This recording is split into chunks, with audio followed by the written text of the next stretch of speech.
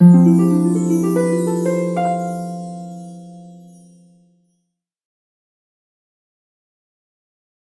I'm very glad, and it's just before I continue, I want to tell you one stark difference between North Goa and South Goa. If you say good evening or good morning, you all respond in North Goa. In South Goa, everyone keeps quiet. I'm grateful to Goa Foundation to have invited me. I've been associated with Goa Foundation in the lecture series since 1999 when I became the Advocate Carlos of Goa, and they had the first law lecture series in the Roman Indian in Margao, and thereafter several times. I have seen Goa Foundation argue several important matters concerning environment, the CRZ regulation, and I want to tell you something. That time we did not have online, even internet was not available. So one had to get books, one had to buy gazettes and things. And I remember them fighting on the CRZ regulation in 1991. And if I'm not mistaken, it was one of the cases of 92 was of this, that doctor was professor from Mapsa, Carvalho. His son-in-law of Cambridge. Yes, Ramada case. I was there, and when the order was passed directly to demolish part, in fact, that pricked my ears because you know how when we go to the court as juniors, we're not bothered about other matters, we are only concerned about our house. But I saw Norma fighting with that kind of a spirit, and I felt this is one person we need to watch. This is one person who will deliver, and along with Dr. Cloud, you have known that they have done human service for Goa, and it's not very easy to sail in these choppy waters because you have people who come in favor, many people who even support the cause don't openly come out, they will sit there at home. I would like to say like WhatsApp warriors or Malcolm speakers, but they will not come on the road, they will not come to fight, they will not come to stand with you in case you need to go for a demonstration.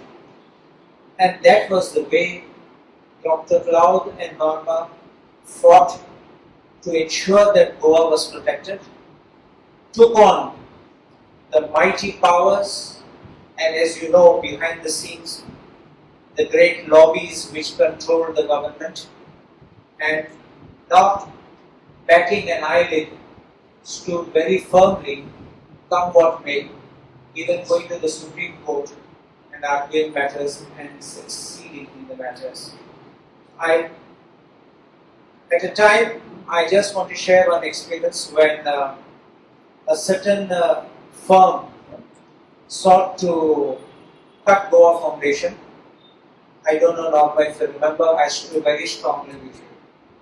And I know that there was a lot of criticism, and I was even anticipating perhaps they will pour money against me in my election which I was thinking of contesting.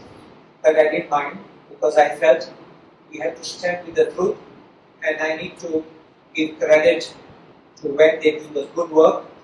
And I'm glad that Norma, because you know how it is sometimes, certain organizations come with good motives, but they cannot survive the third year, and the fourth year they shut down, fifth year they pack down.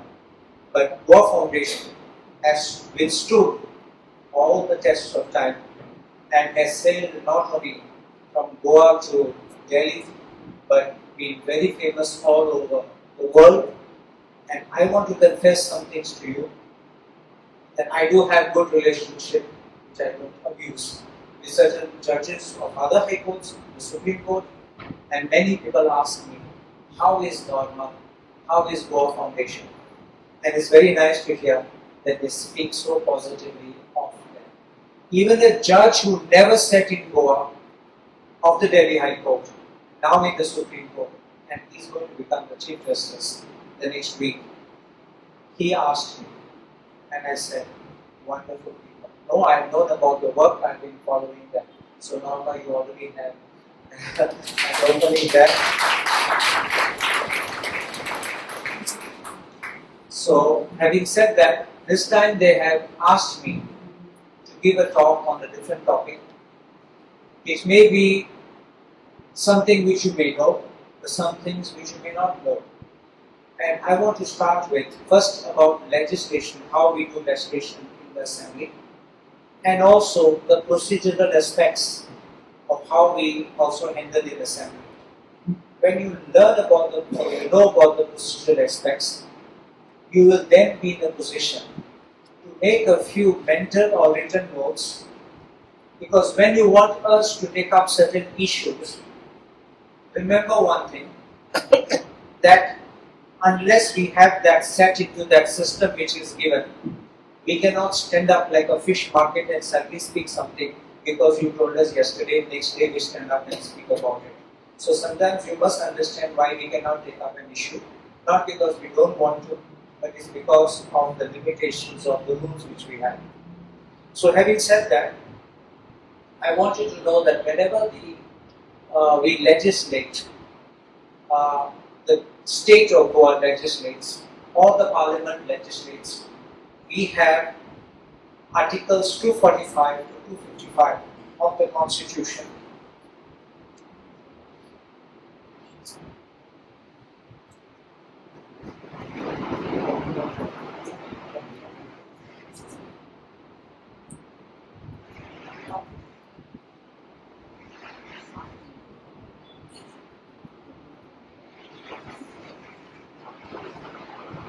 (245 to 255) of the Constitution.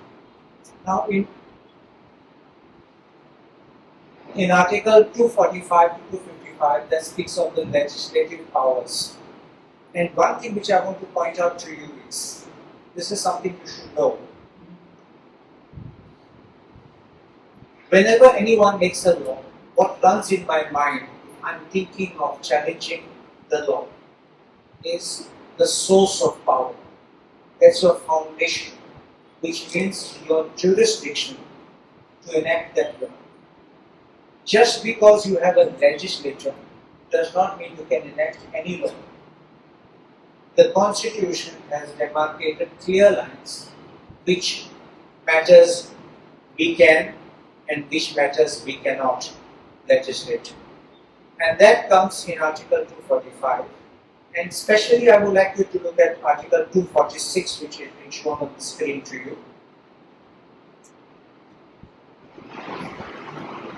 You see that? Now, in Article 246, it speaks of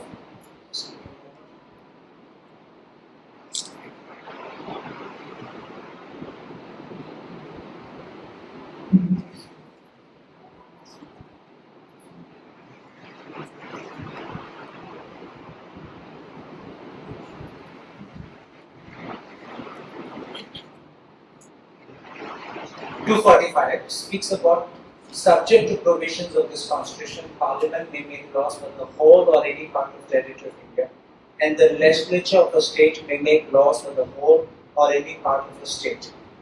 Now, which means Parliament is competent to make laws for the entire country, while state legislation will be territorial, which will be only for its territory.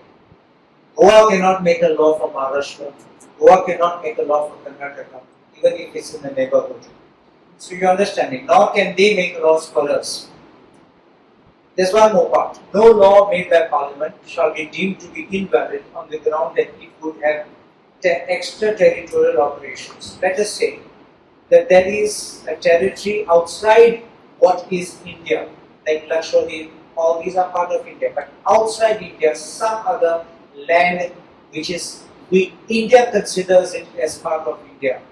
So if the legislation, Parliament legislates and is deemed to be implemented or enforced in that part, you can't challenge it by saying it is extraterritorial operation. Plus, let us look at another thing. You have certain criminal laws. In a criminal law, there is no boundary where a criminal may go. Crime may have been committed in India, and the criminal flees outside the country. So still there is a provision how to bring him from that country back into India. You understand it? It has extraterritorial operation. So by that you bring that person back into the country. So it cannot be invalid on that ground. Now this 246 is a very, very important one. Notwithstanding anything in clause 2 and 3, Parliament has the exclusive power to make laws with respect to any of the matters enumerated in list 1 in the 7th schedule in this constitution. Now that is called the Union List. Now this is the source of power, don't forget, all this what you are looking at is the source of power. Which means the Union, which is the central government, has the power to make any law in respect of any matter in list 1. Now, clause 2. Notwithstanding anything in clause 3, Parliament and subject to clause 1, the legislature of a state also have the power to make laws with respect to any of the matters enumerated in list 3 in the 7th schedule in this constitution, that is called the concurrent list. Now see very carefully, they have not used the second list 2 here, they have brought in list 3 because Parliament and the state can bring in the legislation which is in list 3. Now come to third one. Subject to clauses 1 and 2, the legislature of a state, of any state, has the exclusive power to make laws for such state or any part thereof with respect to any of the matters enumerated in list 2 in the 7th schedule, which is known as the state list. And then Parliament has power to make laws with respect to any matter for any part of the territory of India not included in a state, notwithstanding that such matter is a matter enumerated in the state list that has overriding power. Now, what I want to show you here is clause 3, the legislature of a state has exclusive power. You see, very recently the Supreme Court were deciding on tax on alcohol, if you remember that. And the matter went from 5 judge to 7 judge to 9 judge. Because everyone went on saying that alcohol is union list. And therefore everything to do with alcohol, including its taxation, was union subject, state could not tax. That has been overruled, and the Supreme Court, now the larger banks has held, state also has the power to tax. Like we have GST, a central GST and a state GST. Now there is one more thing which I want you to see. 254, Article 254.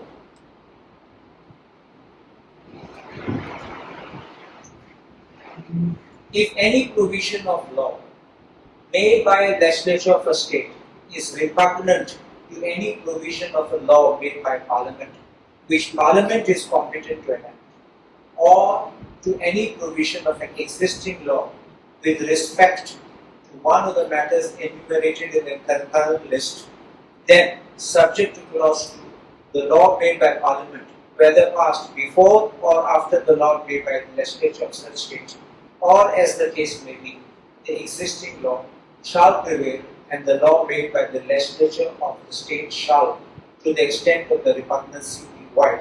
It's a little complicated language, but I will tell you what it is in simple language. Parliament, as you know, has exclusive prerogative to make only list 1. But list 3, which is called the concurrent list, Parliament and the state can legislate. Now what this means is, when the Parliament has legislated, because it is competent to do so in respect of a matter in list 3, then the state cannot make a legislation contrary to, conflicting, or even amending the central act. You understand this? This is the place where it comes. I will give you an example where in the concurrent list you have a subject, motor vehicles. The Motor Vehicles Act is a central act. If the state wants to bring an amendment, it cannot bring any amendment which is contrary to what is already the Motor Vehicles Act. If it desires to bring, because of peculiar circumstances, because of peculiar conditions, then there is a provision in clause 2, where a law made by the legislature of a state with respect to one of the matters enumerated in the concurrent list contains any provision repugnant to the provisions of an earlier law made by Parliament or an existing law with respect to that matter, then the law so made by the legislature of such states shall, if it has been reserved for the consideration of the President and has received his assent, prevail in that state. There was one bill which was being brought in the Assembly, and when they were passing it, I objected. In fact, I objected when they were introducing it. My introduction was, you can't introduce it unless you have got consent to introduce it. Then they said, no, you say it later. And when I stood to speak later, again they were trying to stop me. I said, no, you're passing a bill, we don't have the power. And I have to tell this to the House. Then there was discussion. The law minister was Nilesh Kabral at that time. Then they went to the gallery speaking to the law secretary. Then they said, yes, we will pass it, but we will send it for assent to the President of India. You understand? It can't be that you bring in a law which is invalid. It will just be invalid because, please look at it. Then the law so made by the legislature shall, if it has been reserved for consideration of the President and has received assent, prevail in the state. Which means only when it receives the assent of the President, and then only it will prevail. And look at the last part of the previous clause 1. And the law made by the legislature of the state shall, to the extent of repugnancy, be void. Understand? It's a positive mandate that it is void. Not voidable, it's void, straight off. So, this is where, when you have lists, they show them the 7th schedule. This is the union list. Can you see that? The defense, naval, military, air force. Now go to list 2.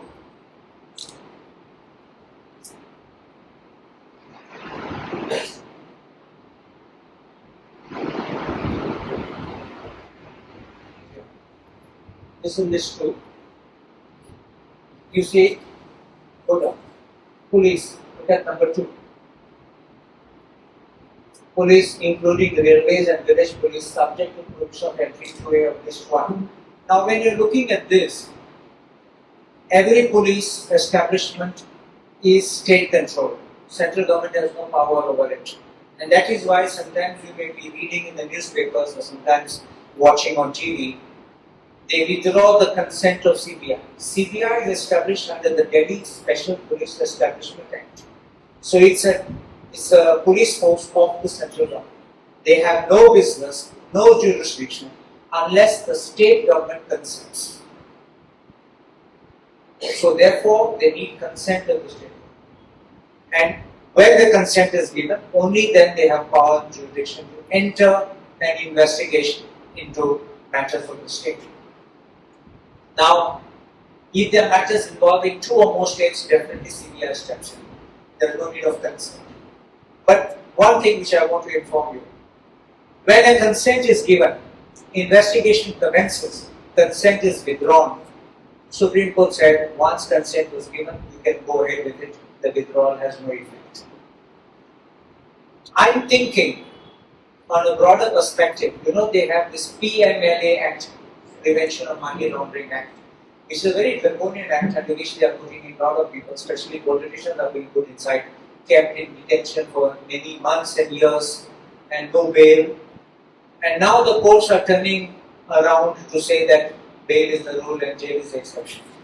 And now it's very late, many people have also died and gone. But this is what has happened.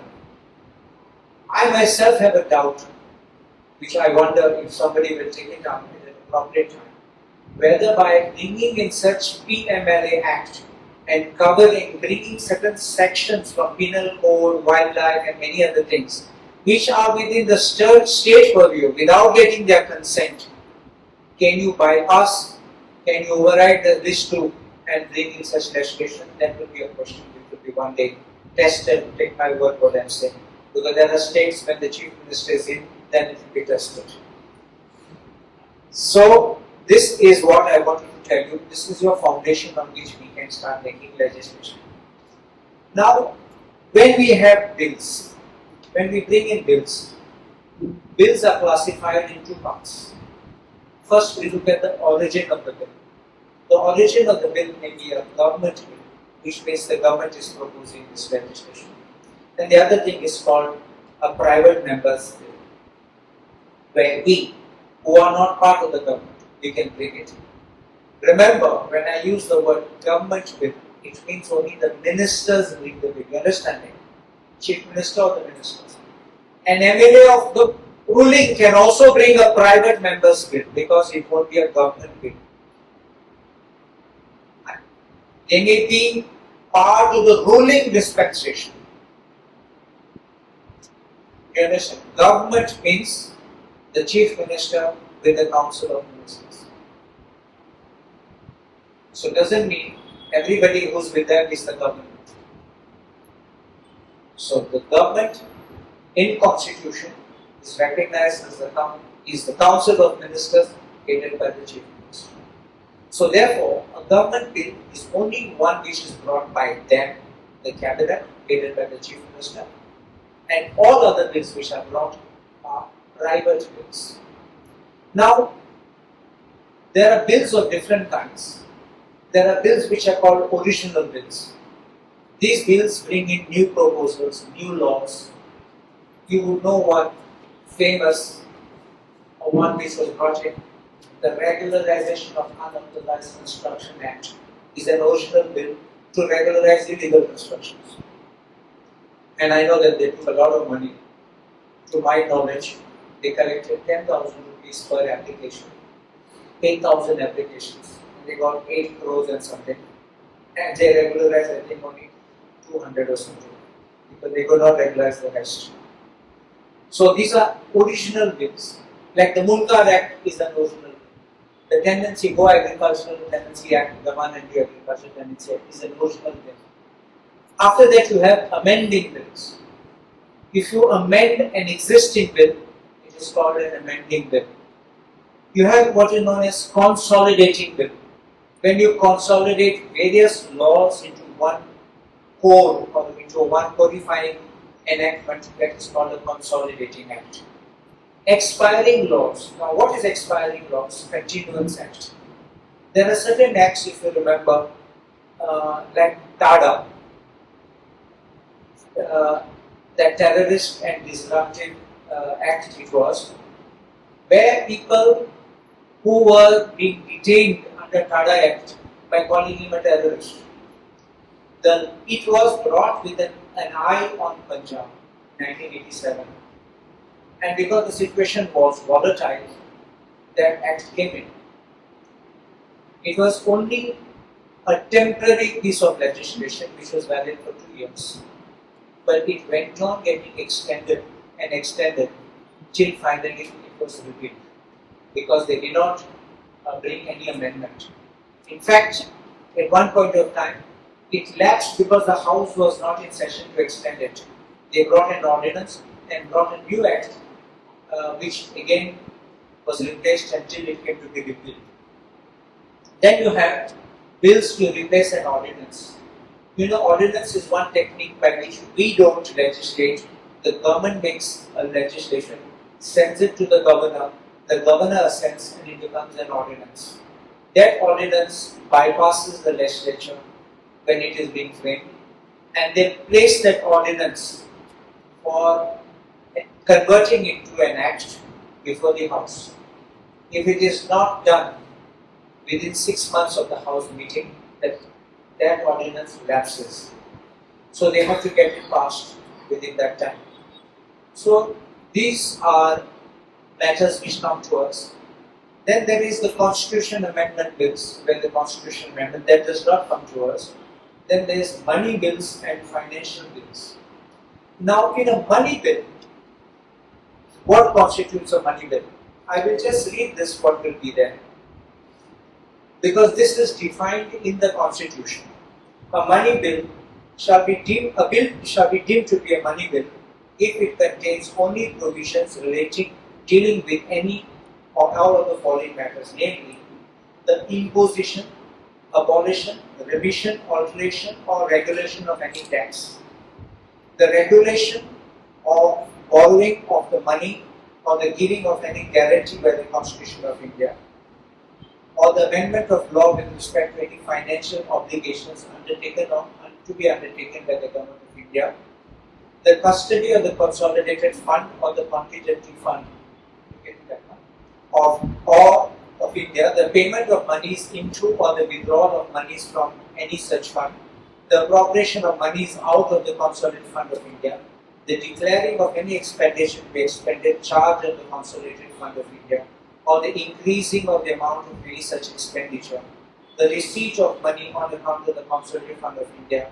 or the public account of India, or the custody or issue of such money, or the audit of the accounts of the Union or of the state, or any matter incidental to any of the matters specified in subclause of A to F.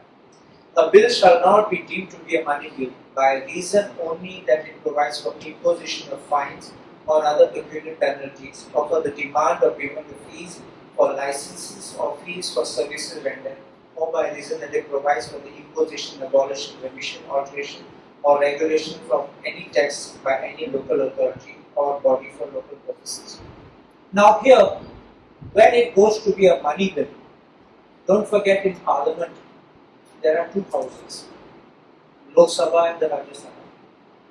So there are certain rules which govern, and there are some institutions like assemblies in the states where there is a bicameral legislature. There is an assembly and a legislative council, like Bihar has, then Karnataka has. So now what happens there? A money bill, if it is a money bill, it has to be introduced only in the house where people are elected by direct representation. The councils are always by indirect representation. So this bill has to be introduced only over there, like Parliament, the Lok Sabha. In the Assembly, before the Legislative Assembly or the Legislative Council. First, where is to be introduced. Second, don't forget, after this bill is passed, there is a procedure there. The procedure is, it is passed by the Assembly of the Parliament, and it is then sent to the other house, if there is another house, for their recommendations. There is nothing like voting, they make recommendations. If that bill is not returned within 14 days, it is deemed to have been passed the way it was passed. If it is passed with some recommendations of changes, then it comes back to the Assembly, and the Assembly decides whether to accept or not, and their word is final. If they reject it, it makes no difference. They pass it as it was passed. So you have to know this. And for this, it is the Speaker who decides on whether this is a money bill or not, certifies it. And normally, you know, there is a provision in the Constitution that these things cannot be called in question. Proceedings of the House cannot be called in question in court. We had this money bill issue which came up. Do you know where this money bill issue came up? Can anyone tell me?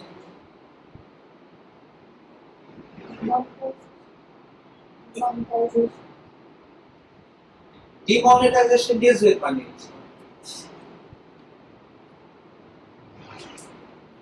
You all might have not paid attention in the Aadhaar bill. When the Aadhaar bill was challenged, one of the fundamental grounds of challenge was, what they did was they certified it as a money bill so that it does not go to the Rajya Sabha,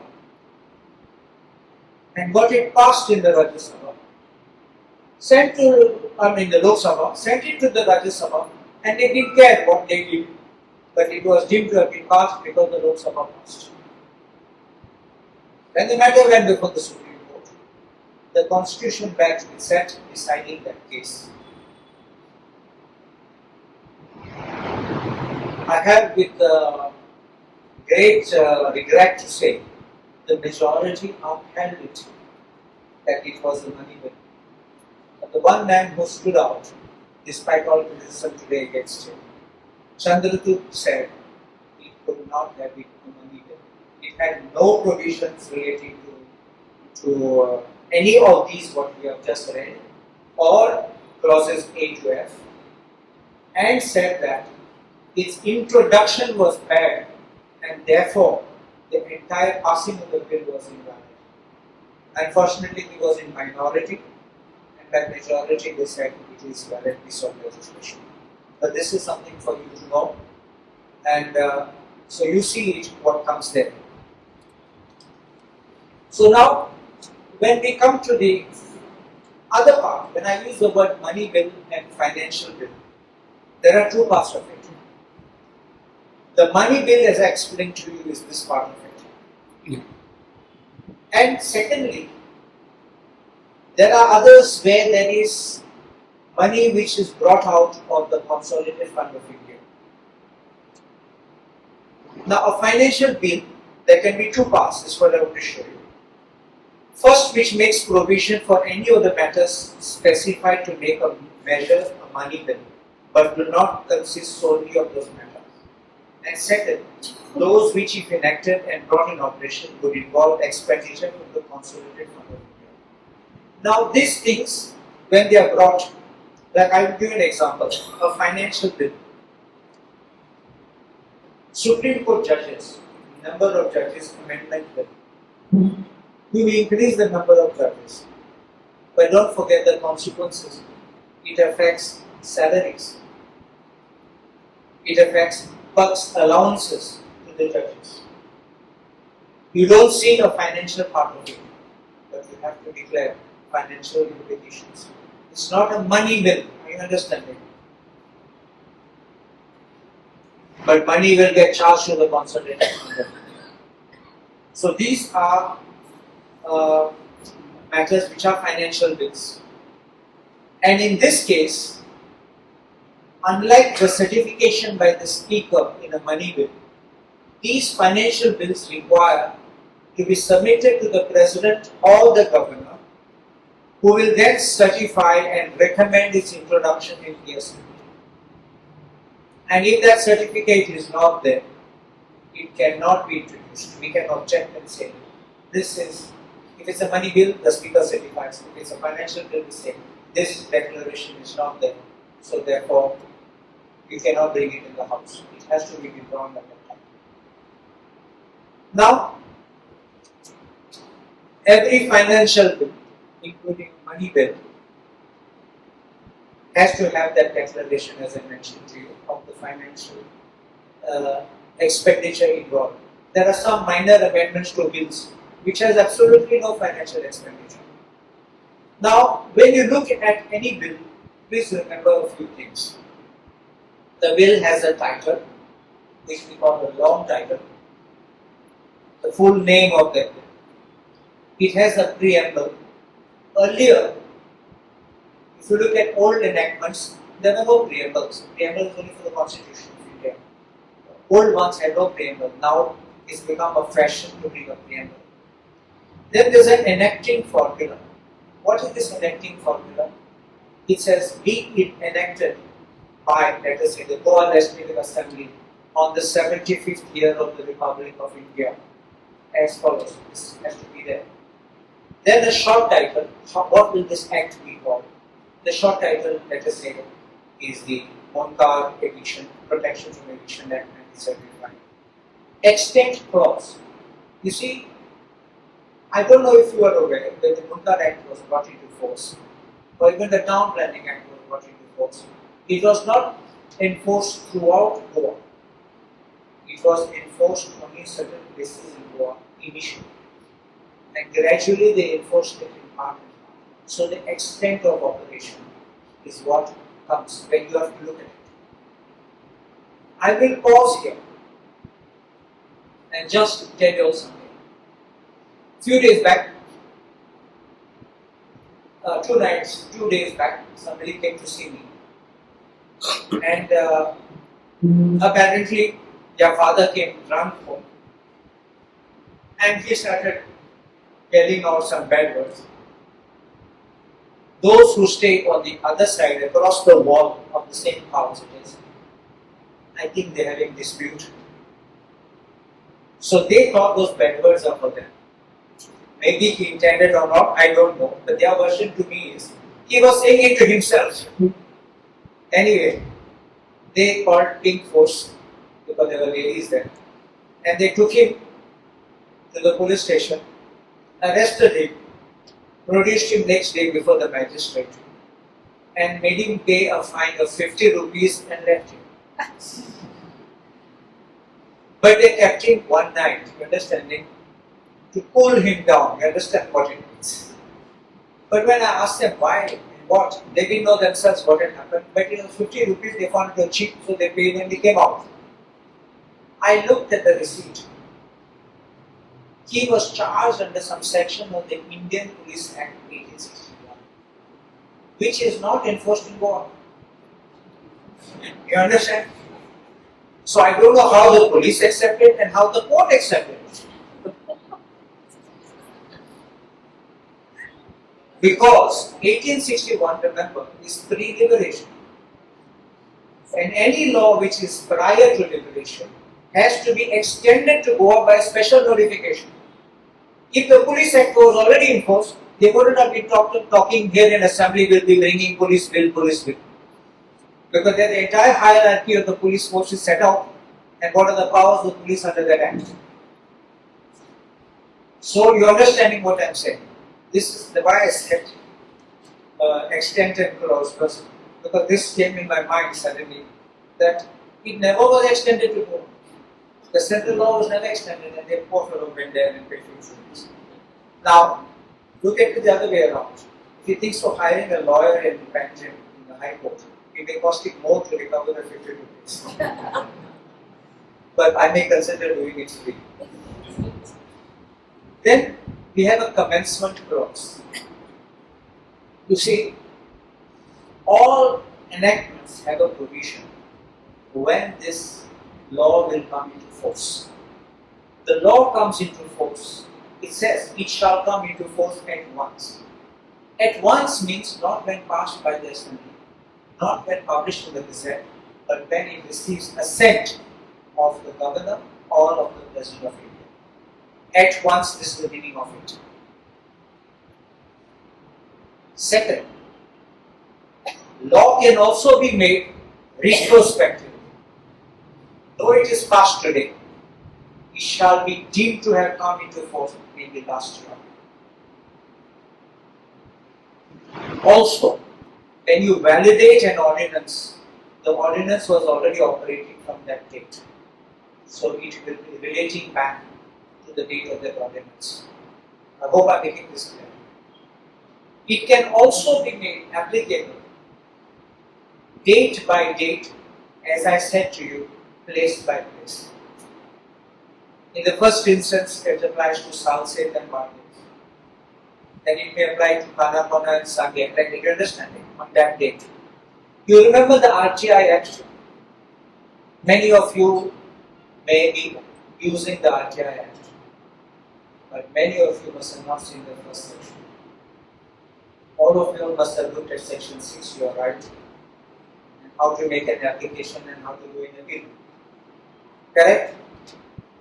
In section 1 it is there, that the act shall come into force on so and so date.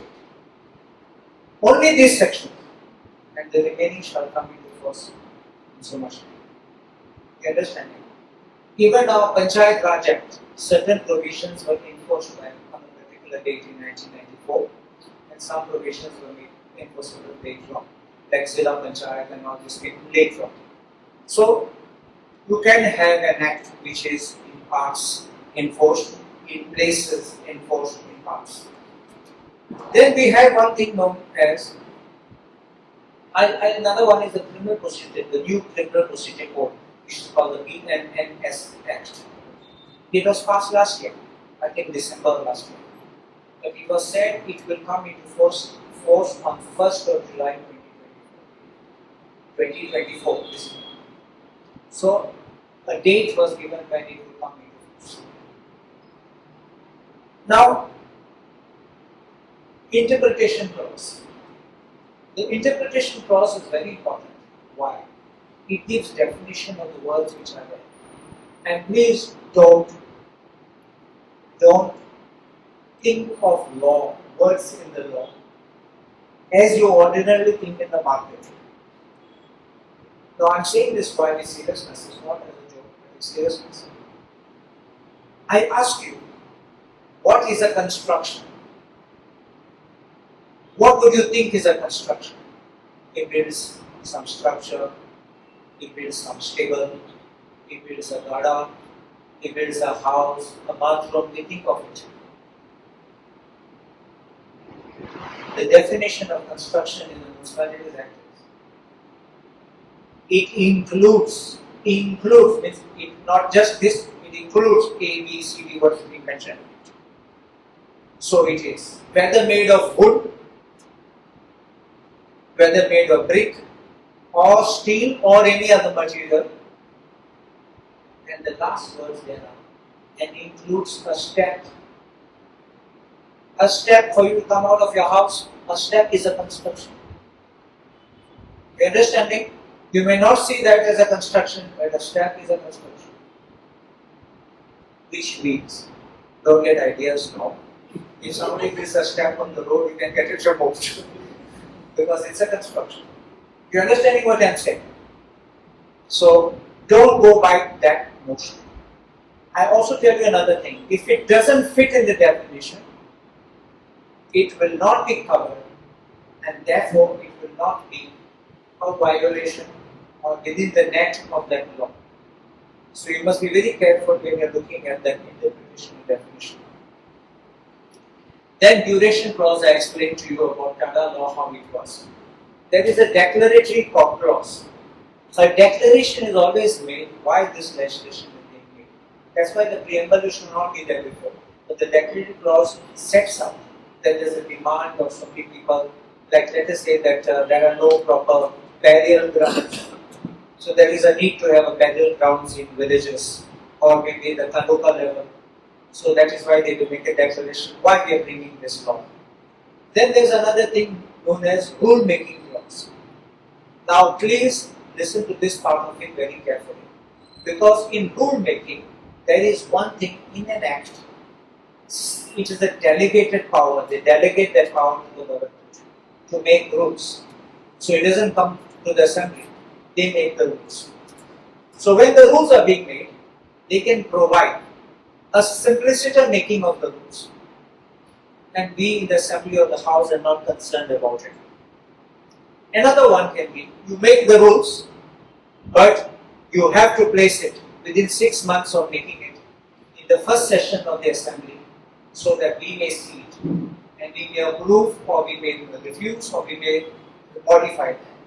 And once it's placed back in the house, as if not modified, not rejected, then it passes as it is, or as modified it will have effect.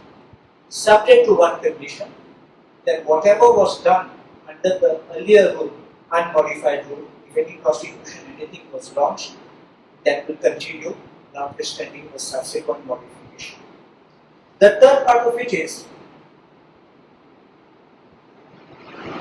a pre-publication. Making of rules subject to pre-publication. You know the Environment Protection Act has got a provision of pre-publication, which means they publish and they say the period of time for the pre-publication, 30 days or 60 days. So they have to publish the draft rules in the Gazette, invite objections or suggestions.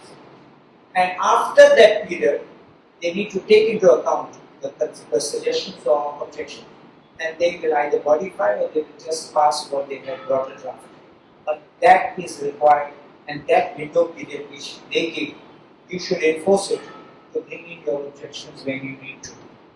So please understand that is one part of it. Then repeal and saving clause. Let us say there was the 1971 Munkar Act, then came the new Munkar Act 1975. What happens to that earlier? This is a repeal and saving clause. It repeals the earlier act, but saves every action which was carried out under that act. It also, whatever rights you had, they are confirmed to you, they are validated, and they continue notwithstanding the new law. Unless the new law makes special provision that notwithstanding that, this part of it is gone. Understand? There has to be a specific declaration.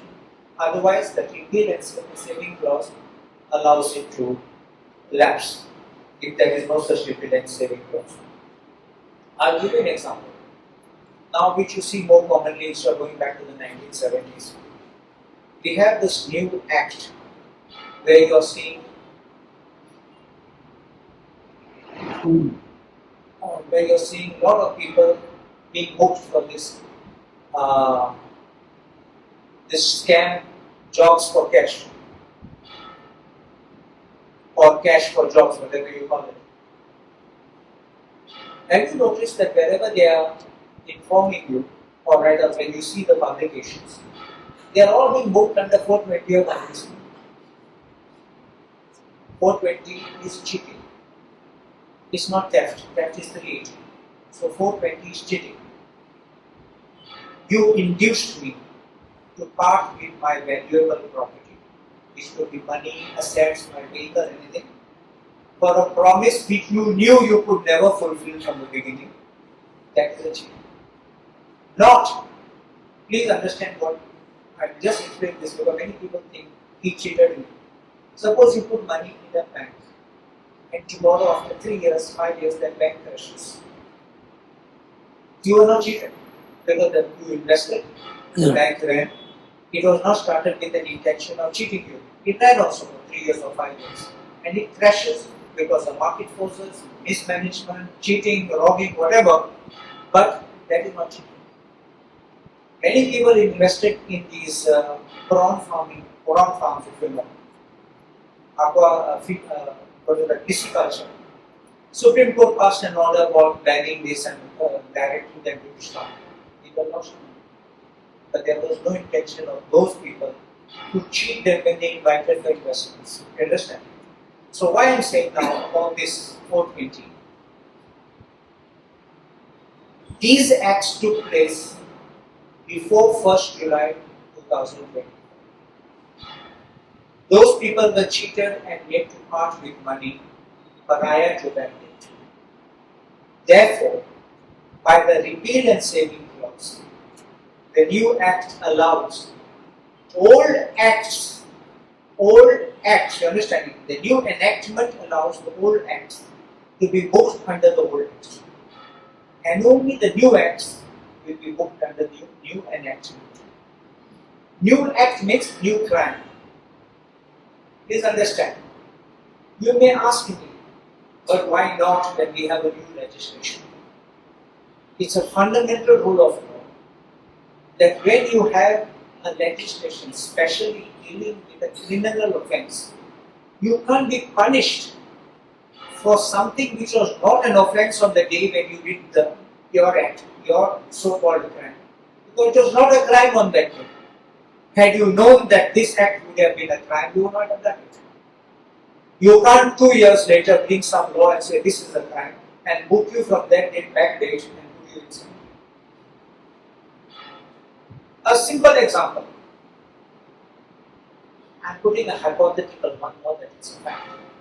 You may be allowed to bring half a kilo of gold on payment of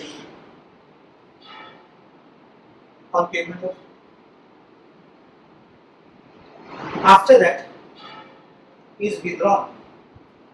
But a person arrives at the airport with half that amount, 250 grams of gold. They will find out you have brought up last time, you brought this time, so we will book you for everything and we make you pay. It's wrong. What you could think that time, you paid, lawfully came. It was free, so you came free. You understanding what I am saying? You can't be booked backwards in time for something which was not an offense on that time. And that is a guarantee in the Constitution too. Now schedules. The schedules to any act, even let us look at the criminal procedure code. There are forms how a warrant is to be issued, how a summons is to be issued, how a bail bond is to be executed. There are forms, and these forms have to be done in the manner prescribed. Under the MMRD Act, now I think it's called MRMD, whatever that, Mineral Regulation Development Act. They only change the name, but it's the same. Under that, there is a provision when the government executes a lease for mining, it will be in the form, I don't know what number it is, in that form prescribed. There is also a provision that if it is not in that form or a variation from the form, it will be null and void. Please see this, very strong effect. And why? Because some bureaucrat could have helped you by just talking of a clause. Some bureaucrat could have modified some clause to help you. And mining, is mineral, which is a lot of money. So that is why non-compliance with these, specifically there is a provision, I think in section 4 which is there, that it will be null and void if not in accordance with that form or in variation with the form. So you should know the schedules and the forms. Even when people are sometimes being brought under what we call chapter proceedings, sometimes just because maybe a politician calling, they pick up that person, you may be innocently picked up and taken to the police station and they produce before the magistrate and make you sign some bond. Please check it. I have watched many proceedings which were not, notice was not proper. The order under section 111 was not proper and the final order also was not proper. So, in one case I want to tell you, what they do? They produce you before magistrate. Then the magistrate tells you sign a bond. They say you sign the bond, we release you. And poor people just sign out of fear. There's no one there. They sign and they go.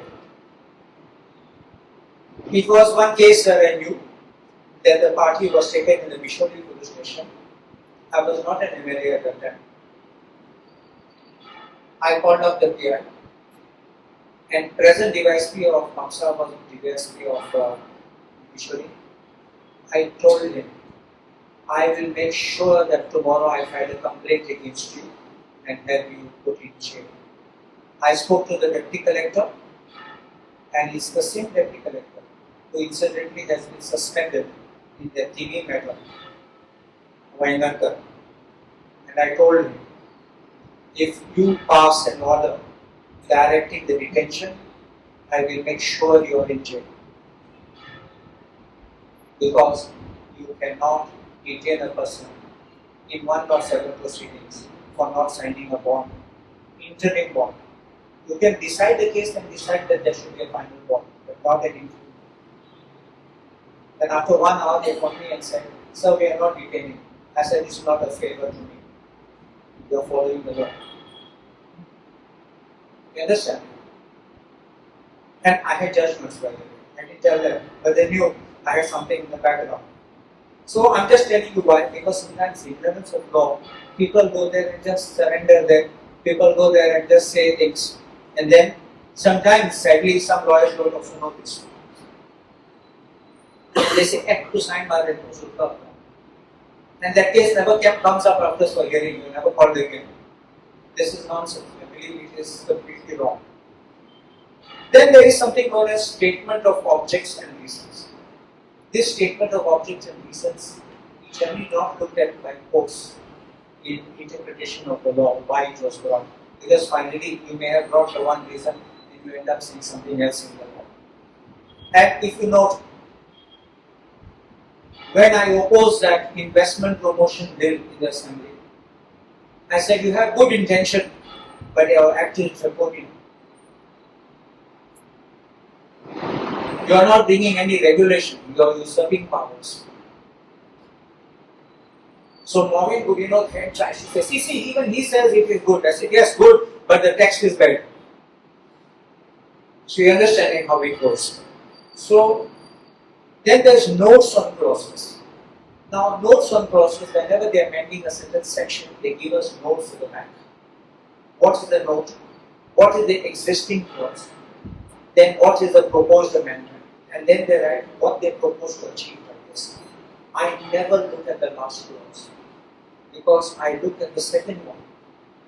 When you amend it, can I read it only the way they are saying, or can it be read from a different way? You may say one thing, but you may end up with something else. So therefore, it's very dangerous sometimes to read that and believe, oh, it's been done for that good reason, but the wordings are very chicanerous subjects. When they have a rule-making power, that is, they have to make a memorandum of delegated legislation.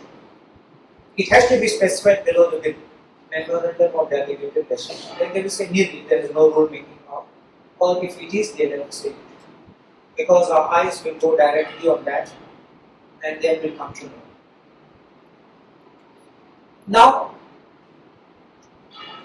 introduction of this, then there is a modification. If it's a modification, so they place an ordinance.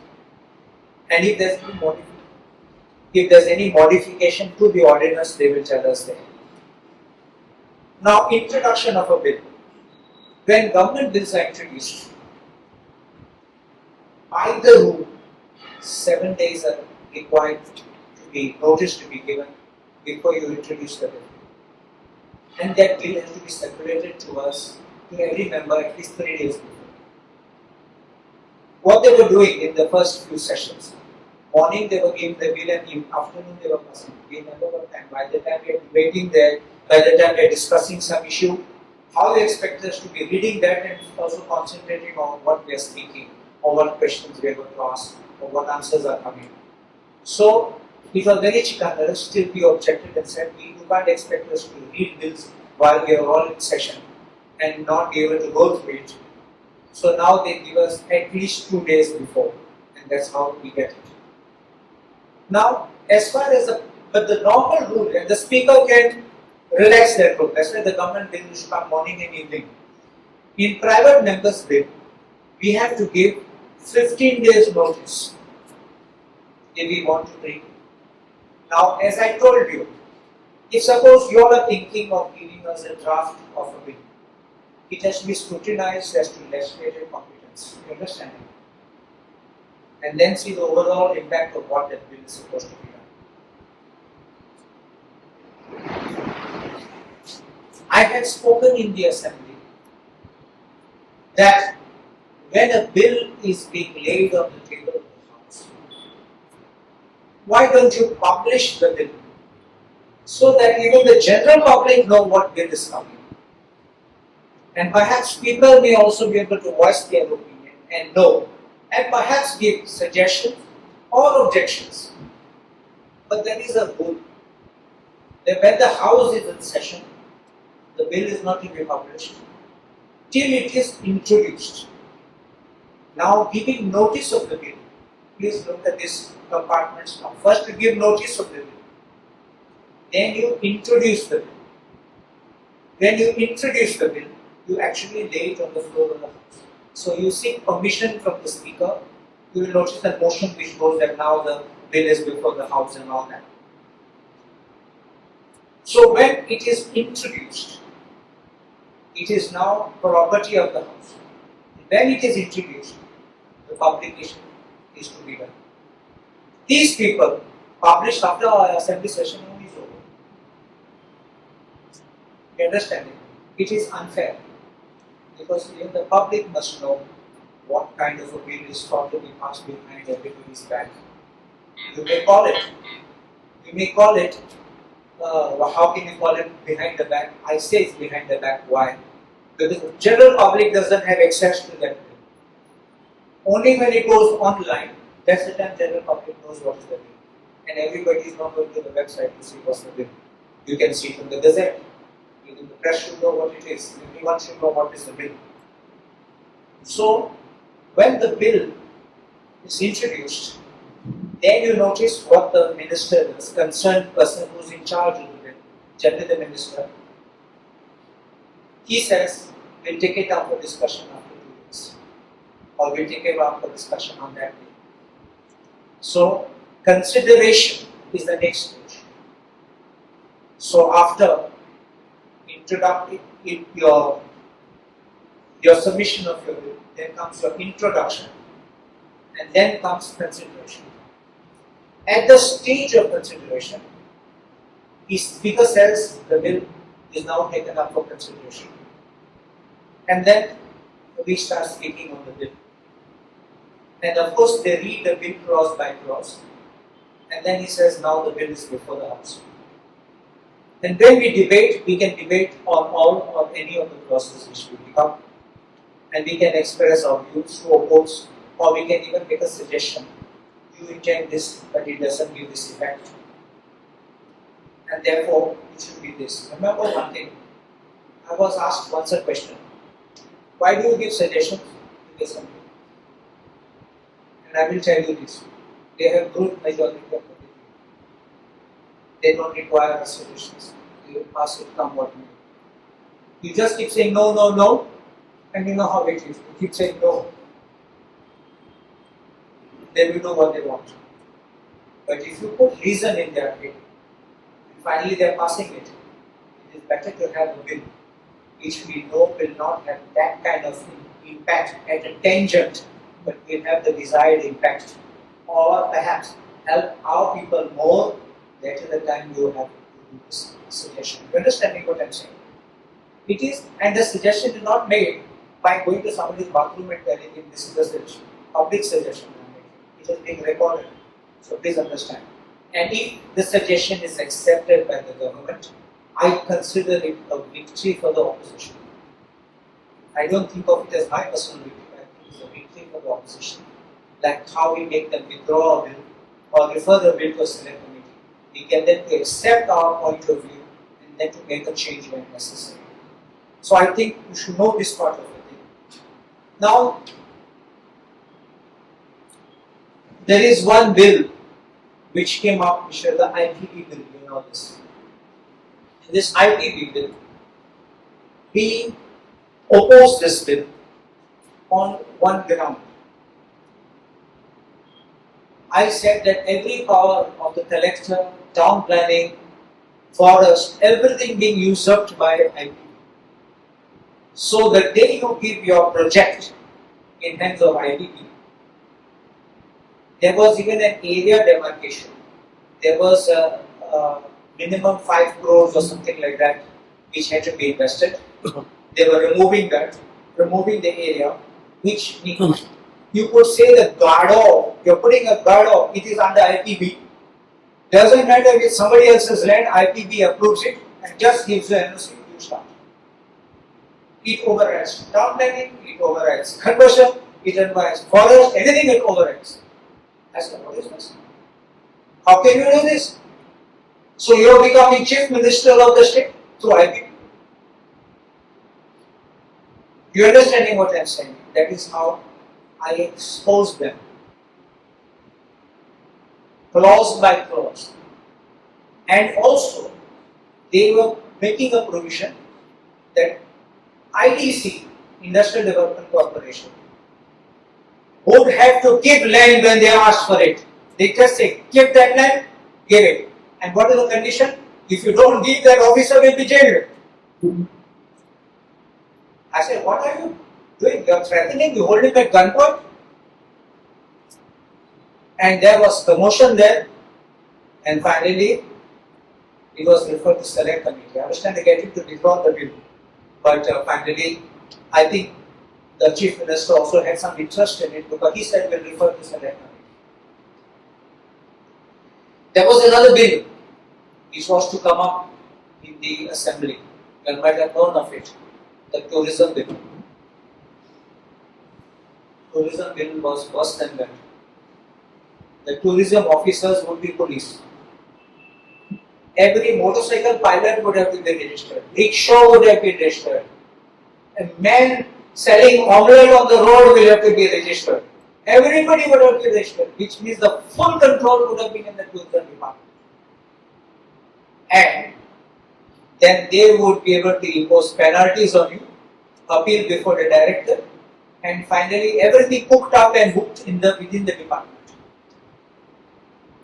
The Chamber of Commerce met me, the hotel industries met me, the small scale industries met me, the motorcycle pilots met me, the taxi unions came and met me, and many other people met me. And I took notes and I said, when that bill comes, I will tear it apart, you wait. And before the session, the Honorable Minister suddenly decided to have a pre-assembly meet to have a clarification on this, to explain. And I was being called and I declined. I said, House is summoned, I will speak on the floor of the House. I don't want to be seen on a stage with somebody and people to believe that I agree to everything. And then to say, oh, there you didn't say anything, here why are you saying? I wanted to rip it apart and expose how bad that law was. He never brought the bill in the House. So you're understanding how it is. When the press was asked to ask me, I said I will speak only in the House, not outside. So this is why I'm saying, when you have a group majority, sometimes very dangerous. And then we need to stand our ground, and there's no wavering.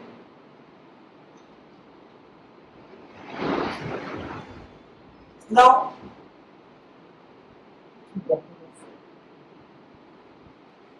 this is something now, this is all about legislation. Now we come to business of the House. Look at this, we have a summons. This is a summons. Can you see the summons? This is summoning the assembly that is to commence on Monday, 15 July. And the calendar of sittings is this. Can you see that? On these days, Saturday no sitting, Sunday no sitting. And then we keep on sitting like this, keep going down. Now the timing of the sitting, we start at 11:30. The lunch break is between this to this and the tea break. And adjournment is supposed to be, otherwise they adjourn, it continue beyond 6 p.m. Now please look at this. The ballot and our unstarred will be conducted at 4 p.m. We have to deposit so and so by 1 p.m. Now please understand. Now come go on. I'll explain this what it is. In the box. This. Now please look at this very carefully. When the House is summoned, look at it. On Monday, 15th July is the sitting. But this is the last day when we can submit questions for 15 July. We should be taken up on 15 July. I hope you see this. 21st July we have to put our questions by 1 p.m. on 21st July to be answered on 15 July. What topics? Personnel, vigilance, ARB, GAD, civil aviation, airport, education, information and publicity, planning and statistics. These are all the days. It would be taken on 15, 27, 29, 5th. And for each day, there is corresponding last day up to 1 p.m. Do you understand? Are you understanding how it goes? Now, why I'm saying, look at it, 5th of August. I could take up these topics.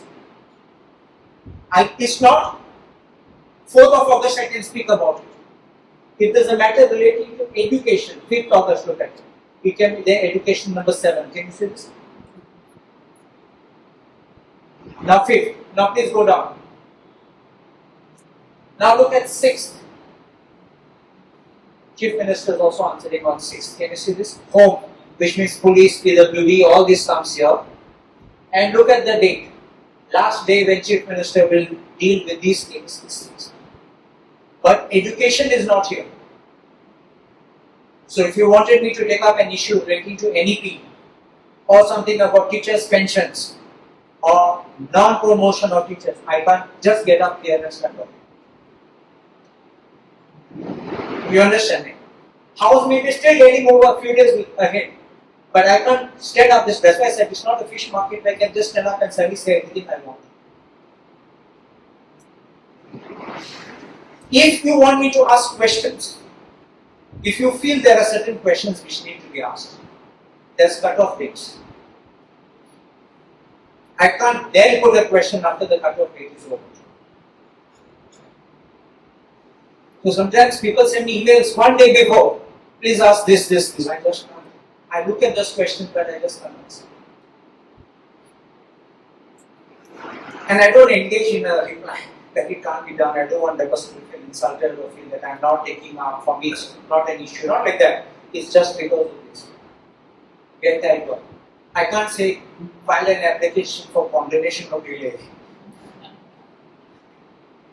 So you understand it. So this is the way it goes. And go down. Go down, right down. See, now we have all this we have to put. Now we have something known as another method by which we can bring to the attention of the House by calling attention. Now questions, you know questions? I've already mentioned questions. There are something known as starred questions, another thing known as unstarred questions, and short questions on urgent matters. Rarely the short question on urgent matters has ever been asked. I've never seen it in the last maybe 10 years. I've not seen it. Now, starred questions are where we are given 3 starred questions per day we can raise, and 15 unstarred questions we can raise a day on those subjects only, means only those ministries. So Monday ministries will be answered on that Monday. Tuesday will be answered on the Tuesday. But in a start question, when we stand up, we have to choose. We give. Suppose my question is number 1. There's a ballot. On that day there's a ballot. On the last day for giving, like let us say that 21st June is the last day for submitting. That evening at 4 o'clock there's a ballot. So our people go there. The ballot is picked up from the opposition, one from the ruling, let us say pick up. And then the start questions are notified that my question is number 1A, 1. So I get 1, question 1. So I have A, B, C because I have put 3 questions. On the day when it comes for asking the question, I have to tell the speaker whether I want A or B or C. A or B or C, understand? So there, when it's A or B or C, then I tell it's A and the minister gives the answer. And in a start question, I can ask please supplement this, which means it is like a fever watching. He speaks, I speak, I can ask him questions. In unstarred question, they give a booklet with answers, with your question and your answers. Or they upload the answers on the net first. And all your answers are there. They don't speak, you can't physically ask that question. Unstarred is that. Now, if there is a matter, like if you saw, there's a lot of flooding, and because of the flooding there was crop loss. So what I did, I moved the calling attention motion. Calling attention motion is of urgent. You can do it before 10 o'clock of the day of the sitting. I could have been previous night or but before 10 o'clock. But if it is 1 week before, then it will be thrown out. You can't be 1 week. So these are urgent matters. So calling attention is one of the techniques. Suppose you feel something has happened, something is urgent, or the building has fallen, then we can make a calling attention motion. The other one is an accident has taken place, and you feel that something very, very urgent. 2 hours before you raise the question, you can bring a 0-hour mention. Even if the house is in session 2 hours before, 0-hour mention. Stop. Here I am making 0-hour mention.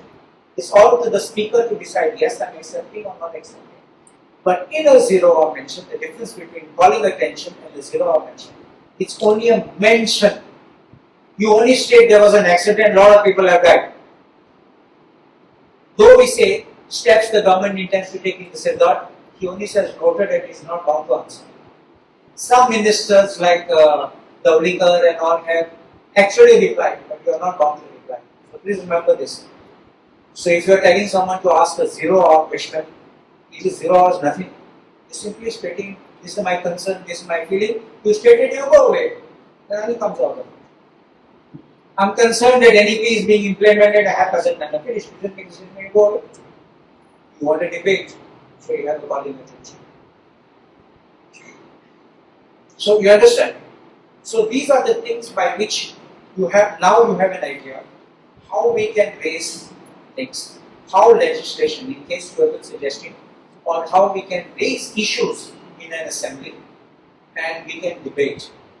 And I think that if you see one thing, if you are focused and you know exactly what you are saying, no one will interrupt you, no one will object, and no one will be able to cross paths with you. And I think you can have an easy saying with this. Thank you very much.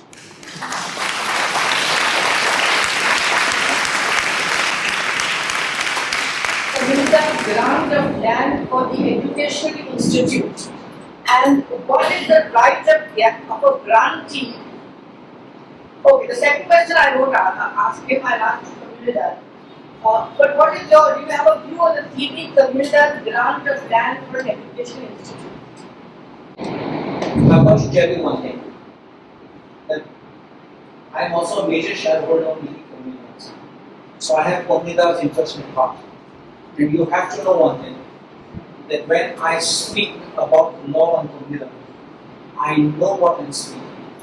And I will not tell you something which you would like to hear. And I will not going to tell you just because it pleases your ear, but I will tell you based on judgments and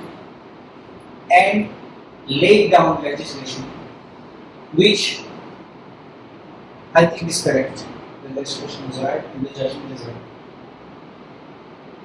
So this is the first thing I want you to make it clear. Because if a Comunidad loses, I also lose. So you understand? So I would never like a Comunidad to lose. And generally when I have fought for issues with the Comunidad, my one desire has to be, this is where we are. Wait, just this is where we are. We must accept where we are instead of pulling wool and fooling ourselves and believing that this is all not true and going somewhere and getting knocked out and saying, here already judgment, there's another judgment. You understanding what I'm saying? So please, now as far as the Comunidad of TV is concerned, let me tell you one thing, but not everything. I have examined some of the documents. There's a big fraud in that grant of that land. I will be challenging that grant of the land. I will also ask for an FIR against some persons involved. Because of the fraud, my word fraud is not for throwing words at you, but it is a manipulative fraud which I have in black and white. I will not spell out the details because let me go to the court, let the petition be filed, so no further manipulation is done. Because you know all the powers have descended to try to make that university a reality. And there's every power I can conceive which should come right from the top.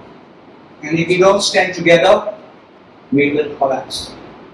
And I am not there for sale.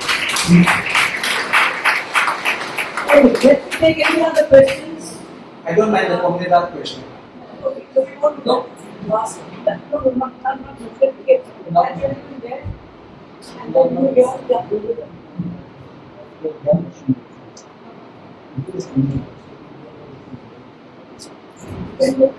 Yes, please. So thank you very much. I just have a matter of close interest for heart because I lived in the US and you have to have a work permit to work in the US. Here there are tourists coming here, foreigners, they start businesses in Saturday night markets, they are running stalls, food stalls, they're working in restaurants, playing music. This thing troubles me because since liberation, nobody has taken this up, So, I don't know why. The question is, why are they working illegally? Any foreign national requires a work permit to work. But what these people invariably do, which is our own people, they sometimes show the business in their name. How people? Sometimes they married a foreigner, but the business is of the husband. And the wife is cooking in that kitchen. So you have nothing which the wife is being paid for. Understand it? These are indirect means of doing it. Sometimes they are married, so she's legally entitled to stay. She must be having an X visa. X is an extended visa. Or she might have got an OCI card. She says, I'm doing no business, I receive no money. Do you understand? Of course, I know there are some cases where tourists have been, foreigners have been driving taxis also. Those will be caught and jailed. Because there's nobody else on the steering but themselves. You understand? Sir, there is a land acquisition procurement of 2013, and Goa government has come up with a policy of acquisition of land by direct procurement. That policy has been done with respect to someone laws. Whether all other laws are applicable, which are there in the central laws for that policy. See, the central government were bringing that land acquisition and rehabilitation act directed every state to make this policy for the purpose of direct acquisition. Those clauses only specify it will apply only to that and nothing else. They can't apply outside. Which is only for that state, but what I am asking, all other clauses which are there in the act. No, that is an enabling provision. They say you can bring a policy for acquisition with respect to A, B, C, D, E. But if government of Goa chooses only A, B, C, F, it will only relate to A, B. Okay, that was there, that was there. Good evening. Mine is a two-part question. Is it conceivable that there is a interlink between the ITA, Okay. Information Technologies Act, and the new PSA, the new Evidence Act? Yeah. And could that be used to weaponize the other two acts of be something PSA or something of that sort? And what would the Evidence Act with these other two have any impact on cases that were before July 1st under procedural law? See, first thing, when the law prescribes a certain procedure to be followed, it has to be only by that procedure, no other procedures are followed. As a matter of fact, if you see certain investigations conducted by the police, they use this phrase very often. By employment of technology and intelligence, they were able to trace the accused and get him warrants. It is nothing more than that. They kept a track of you by misusing the system, so they could see where you have gone, which ATMs you have withdrawn money, so they know your locations. Everything is monitored centrally, and the state government even knows what is your bank balance today.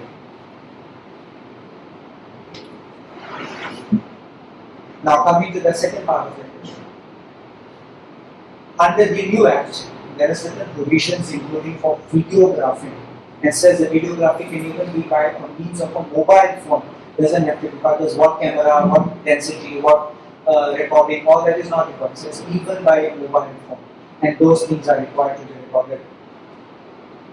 Even Supreme Court has directed that CCTV cameras be installed at all police stations, and not just at the door of the police station, every angle and section of the police station.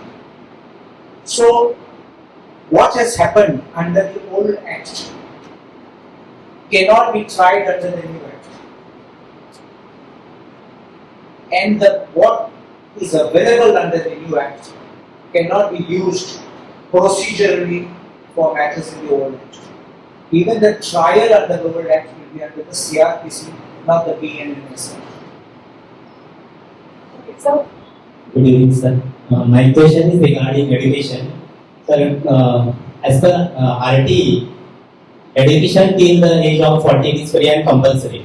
But earlier, Sr.Adv.Carlos used to provide books.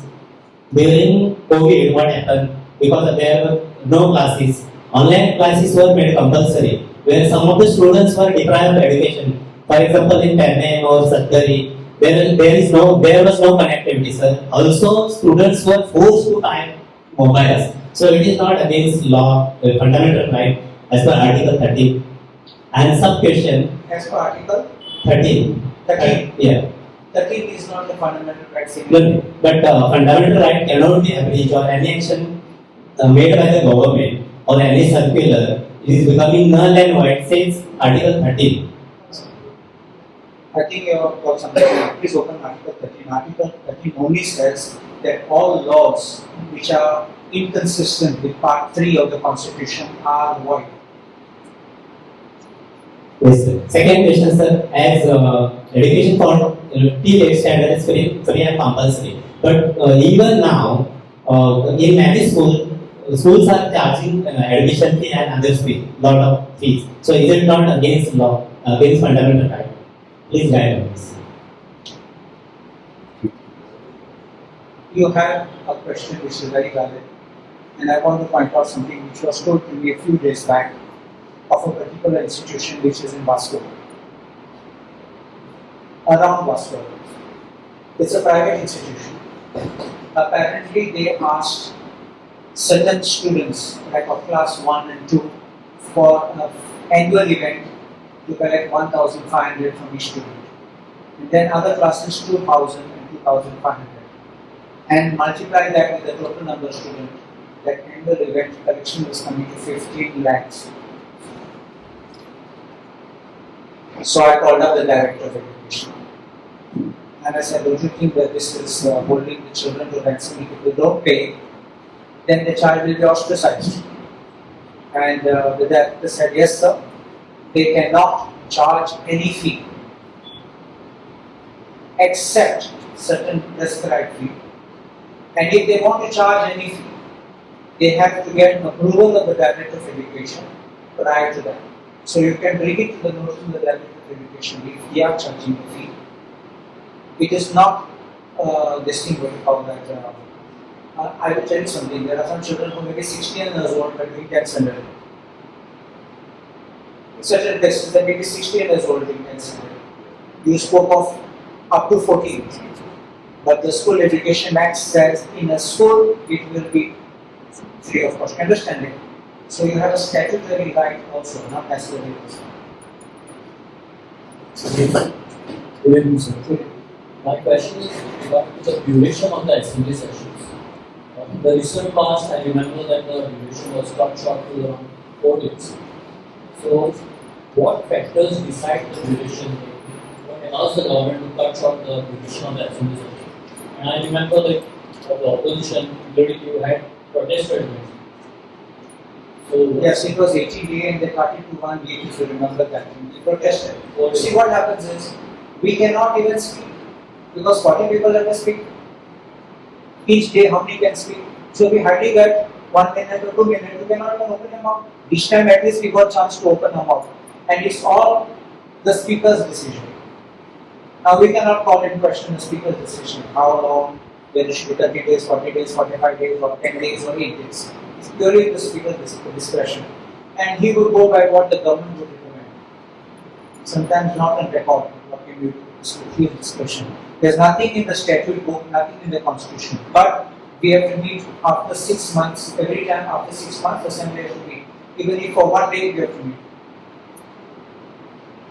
Okay, anything else? Anything else? Okay.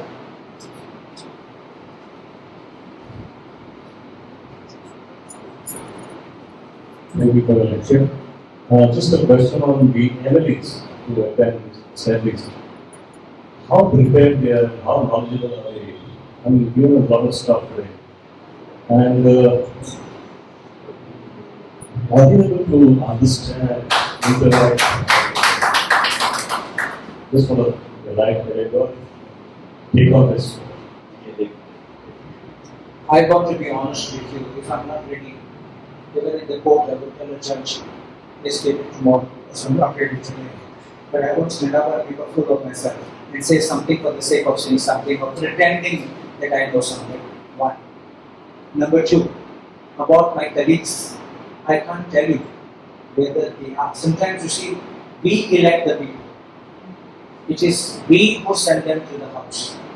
So we are thinking of people who are either educated, not educated, competent and not competent.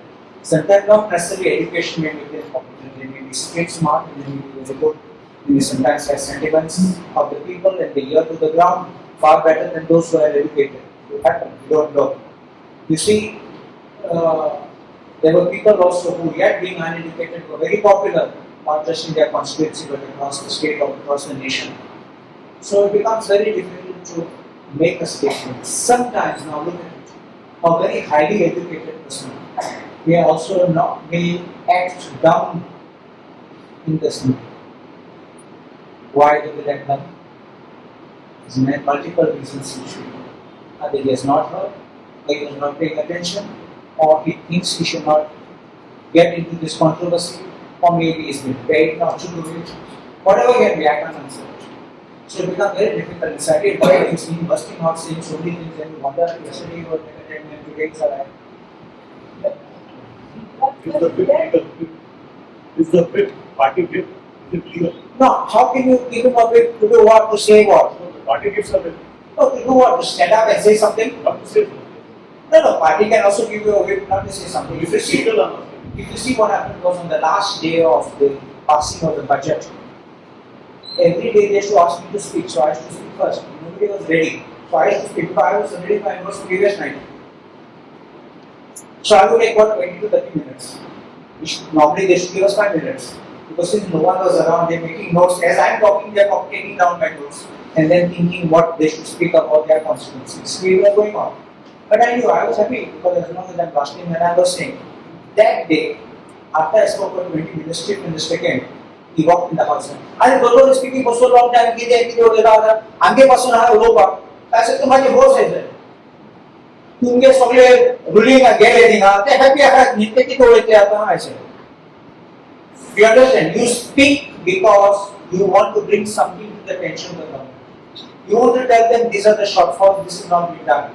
But if all of you have defected and gone there and you say for development and you are happy, you can't stand up and say you are not happy now. Sit down there. You understand?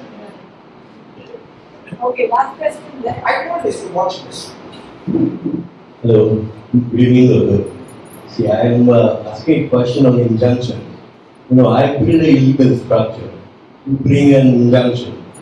I continue. You bring a contempt of court. I continue. How many people in Goa are arrested for contempt of court? Any person is arrested for contempt of court? Because I believe during the Portuguese rule, if a person has disobeyed the court, the first thing he was in the jail. So that's why there were no illegal listing and nobody used to disobey the court. Am I right? Under Portuguese system, it was not democratic. I agree.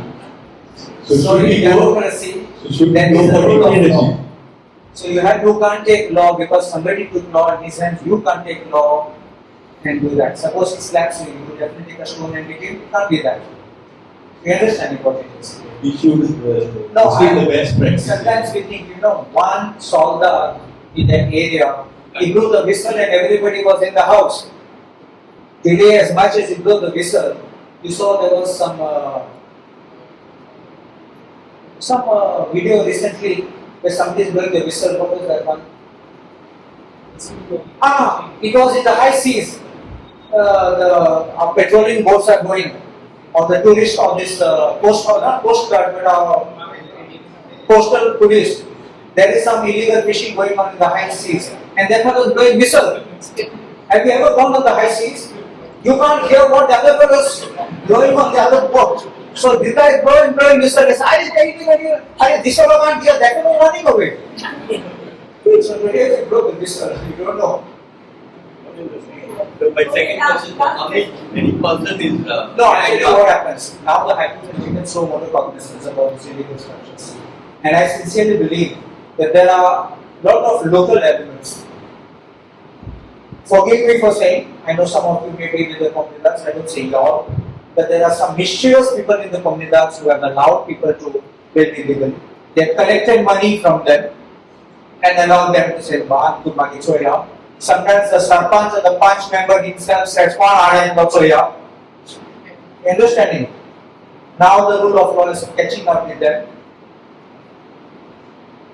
And I think when the High Court is monitoring, that I hope we get a finality to this issue.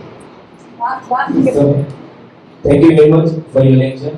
I've been a very big fan of you, and thank you for your efforts of fighting for common people like us. Sir, like Konkani तुमका एक another question, एक सगळ्यांचा मनात्मक question. I am 100% sure that this will be from the minds of all the people from the heart. की sir तुमका असे दिसतं की असे दिसना की एक law येवपाक जाय to protect our votes. आता तुम्ही पहिले जर आम्ही एक लेजिस्लेटिव्ह आम्ही निवडून हाडटा आणि तो कितें म्हटल्यार आपल्याक जाय त्या लोकांक डिफेक्ट करता, पार्टी डिफेक्ट करता आणि he jumps into the whoever is ruling. So म्हाका अशें दिसता की आमकां रायट आसपाक जाय, वोट आसपाक जाय, आमकां रायट आसपाक जाय की आमी वोट मारला ते आमकां परत रिटर्न घेवपाक. We want to take our vote back. When the person defects, we want to vote. There should be a voting. आमकां तेका voting कोणा voting करपाचें ना. Let him get elected again.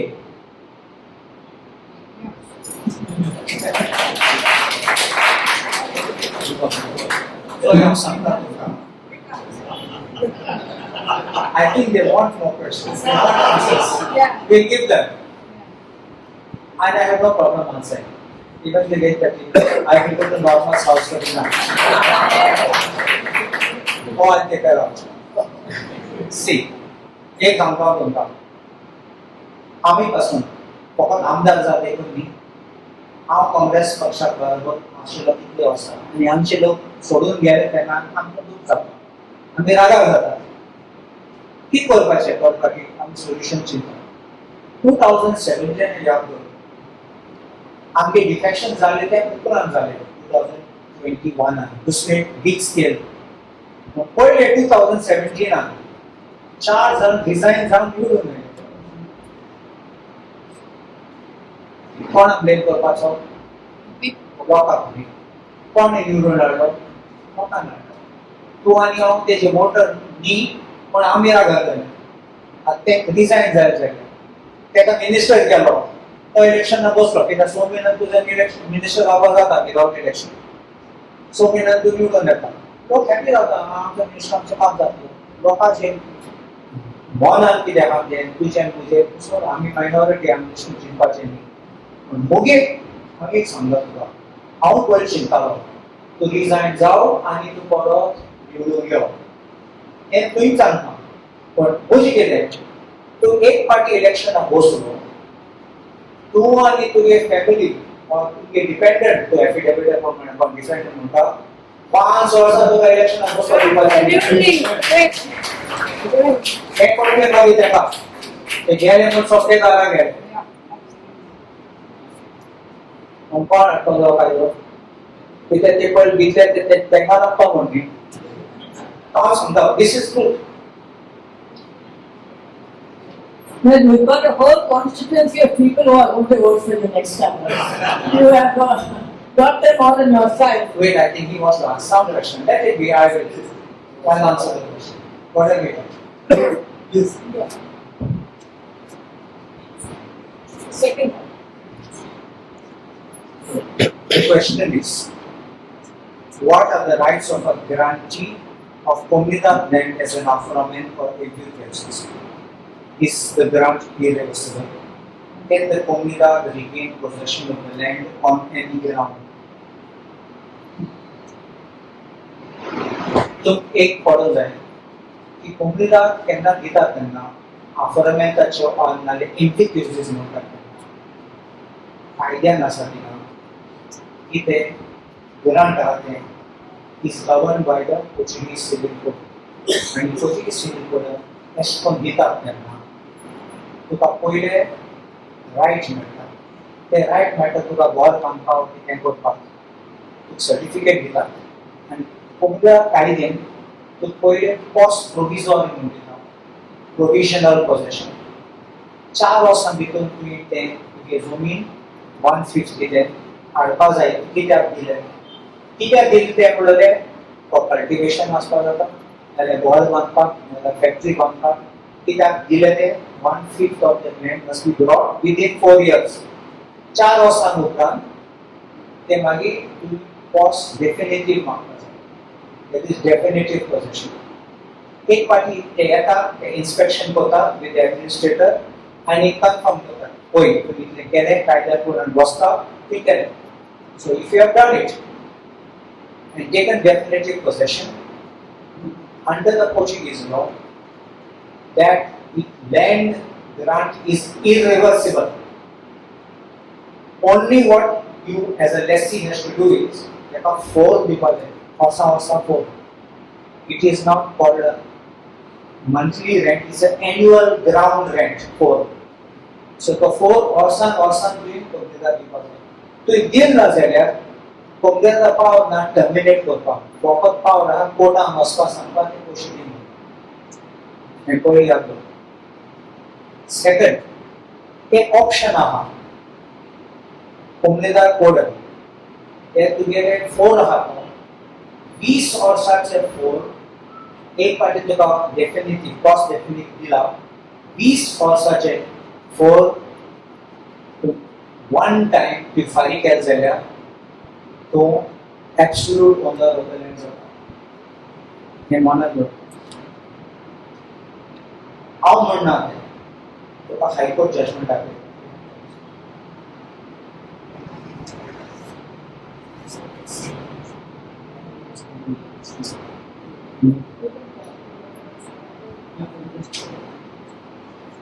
Just read this first.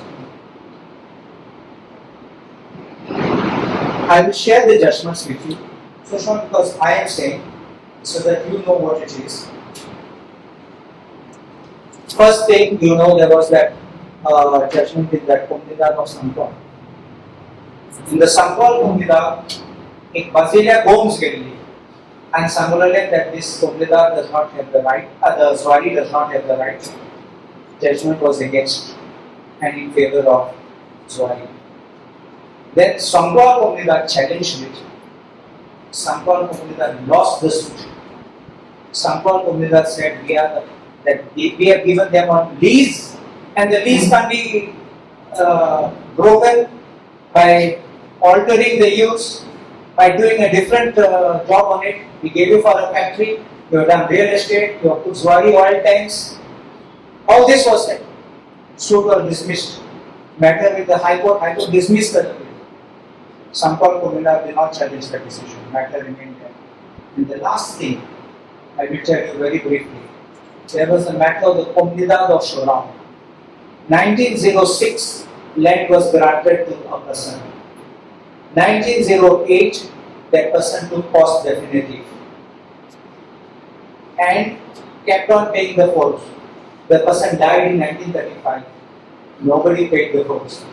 1984, the government notified for acquisition for playground in Shone. But 1980, the granddaughter or daughter came and she paid the komdeda 20 times 4 of 5 rupees 1 tanga. Multiplied by 20. Even if she had given 100 rupees, it would have been nothing. Paid it, got a certificate of payment. And the High Court, in this judgment, I will read only the last line, last paragraph. After considering everything, you will see that later when I share the file. The net result is that there is no provision for reversion of the land granted on upfront month basis once the final definitive possession is delivered, and on remission of 4, the land rests absolutely in the allotment. This is judgment of the court. Now, I will just digress for one moment. The danger which I foresee in the TV land is they will pay at a pittance of 5 rupees. After 4 years, they take definitive possession, and then they will say, "All right, we're redeeming it. You get the land on a platter, what for the next?" And when you are the owner, you can do real estate, you can do anything on it. What stops you? You understand the dangers? I think it's actually something which we need food for thought, and anyway, I will not allow that. Yes, was that? No. Not reversing. Thank you very much, Carlos. I must stop the deliberations to the last minute. Not here in just passing pieces of paper. There is a session coming in that committee that there's a session coming when you can ask all your questions. But thank you very much, Carlos, for the very detailed explanation that you have given and how the activity goes. And with a small gift of Wait, that is organic one last thing before we go ahead. I said this in the beginning, that some people may not like what I say. When I had gone on a debate on prudent media and explained the provision of law, when Yatish Naik was there, he agreed with me that this is the position of law, the absolute owners, irreversible, and they are. But the comments below were all against me. Or the public comments were totally negative, and I'm telling you what's the law. Now, knowing this law, how to protect the community, how to save the community is what we have to work on. And I expect also Goa Foundation to help us, because in this way the land gets splitted and IPV just keeps doing zone changes. Every day will be filing petition. I'm so tired already of reading them, not so much reading only I'm tired. And we have a small gift from the Goa Foundation for you. Thank you very much, everybody.